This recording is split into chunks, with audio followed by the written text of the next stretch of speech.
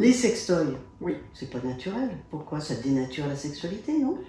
Non, mais tu sais, c'est marrant parce que c'est une objection qui était faite il y a 20 ans quand j'ai commencé pimentrose.fr. Et c'était une objection qui était très récurrente mais de toute façon, on n'a pas besoin de ça.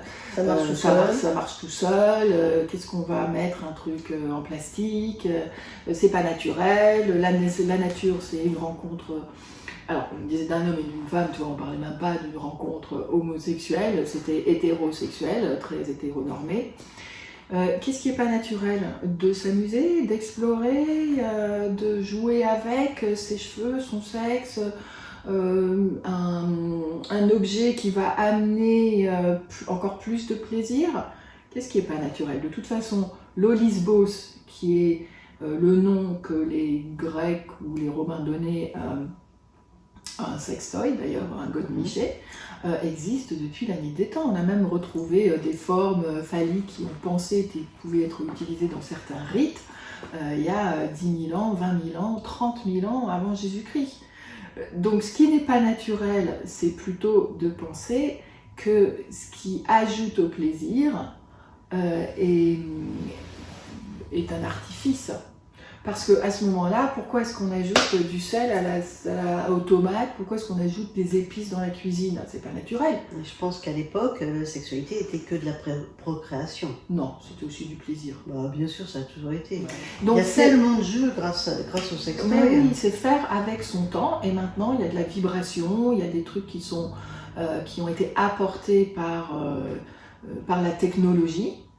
Sur quelque chose qui a toujours existé pour se donner plus de plaisir, puisque l'homme naît avec la recherche du plaisir, sa capacité à rechercher le plaisir en soi. S'il ne l'avait pas, l'enfant n'irait pas téter, puisque c'est cette recherche du plaisir qui va et qui le pousse à pousser son premier cri, qui le pousse à aller chercher et à donner toute sa force pour aller téter aussi, et aller vers... tirer satisfaction, c'est quand même une des bases de l'évolution humaine. Puis c'est bien, c'est-à-dire que les hommes peuvent atteindre comme ça l'orgasme prostatique, par exemple, avec un ou une partenaire. Et puis, toute cette question de performance, de pouvoir durer, d'être le seul à donner, responsable du plaisir, qui peut être très lourde sur les épaules de nos partenaires, eh bien, se transmute, se communique, se partage, pour aller arriver à une complicité dans le rapport intime et à y ajouter tout plein d'artifices qui permettent de s'amuser plus encore. Donc allez-y, jouez, explorez avec ce que vous avez en main, en faisant attention à ce que ça soit adapté à l'anatomie féminine et masculine.